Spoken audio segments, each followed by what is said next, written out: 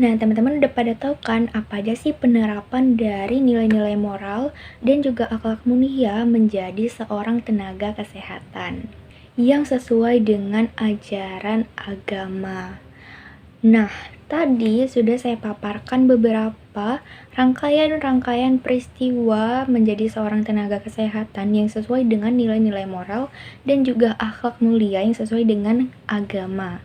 Nah, dalam rangkaian peristiwa tersebut mencerminkan nilai-nilai yang jujur, sabar, melakukan pelayanan yang penuh hati atau setulus hati, dan juga adil dan amanah, dan serta masih banyak lagi. Nah, jika kita kaitkan rangkaian-rangkaian peristiwa tersebut dengan ayat kitab suci yang tentunya sangat relevan dari ajaran umat Katolik, yaitu adalah yang pertama ada ayat kitab suci dari Matius 22 ayat 39, lalu ada Lukas 10 ayat 25 sampai 37, dan Markus 10 ayat 45, dan Yohanes 13 ayat 35 sampai 37.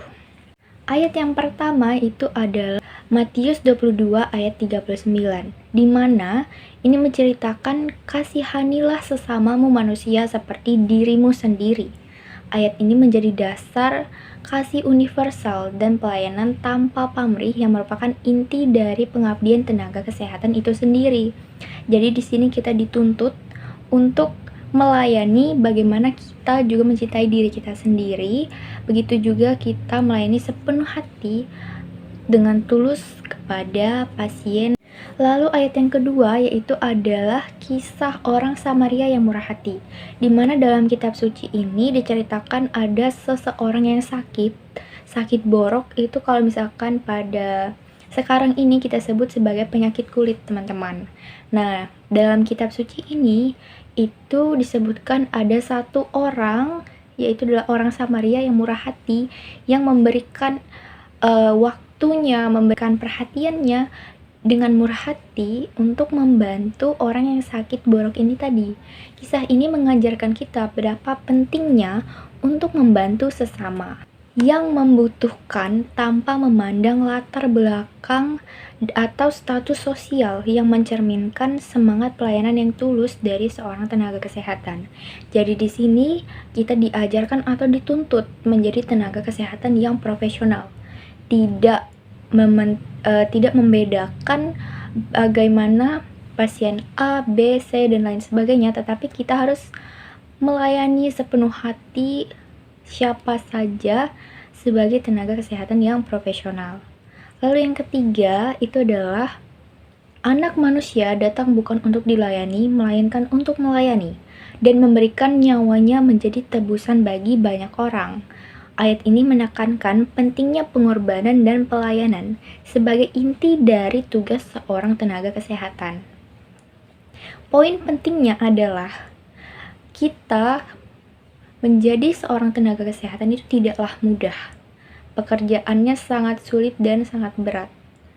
Jadi, banyak hal-hal yang kita korbankan. Entah itu waktu untuk orang tersayang kita, bahkan untuk diri kita sendiri. Kita banyak mengorbankan hal-hal yang bagi kita itu sangat penting, tetapi di sini kita harus bisa mengesampingkan dan mengutamakan keselamatan, kenyamanan, dan hak pasien. Lalu yang keempat itu adalah aku memberikan perintah baru kepada kamu, yaitu supaya kamu saling mengasihi sama seperti aku telah mengasihi kamu. Demikian juga kamu harus saling mengasihi. Dengan inilah semua orang akan tahu bahwa kamu adalah murid-muridku, yaitu jikalau kamu saling mengasihi. Nah, ayat ini menekankan bahwa pentingnya kasih sebagai identitas pengikut Kristus, yaitu seharusnya tercermin dalam tindakan pelayan nakes atau tenaga kesehatan. Jadi di sini ditekankan kita harus memiliki hal-hal yang tercermin seperti integritas, pelayanan yang penuh kasih. Penuh kasih itu seperti kita saling menghargai, menghormati, tidak membedakan latar belakang apa, status sosial apa dari pasien. Jadi itulah beberapa ayat-ayat yang sangat relevan dari rangkaian-rangkaian peristiwa penerapan nilai moral dan akhlak mulia sesuai dengan ajaran agama dalam kehidupan menjadi seorang tenaga kesehatan. Jadi kesimpulannya teman-teman adalah menjadi seorang tenaga kesehatan itu adalah hal yang tidak mudah. Kita tidak boleh hanya menggunakan akademik atau akal sehat kita, tetapi juga harus menggunakan nilai-nilai moral dan juga penerapan hati pada saat melakukan pelayanan kepada masyarakat atau pasien yang ada, yang sesuai dengan ajaran nilai-nilai moral seperti penuh kasih, sabar, amanah, adil, jujur.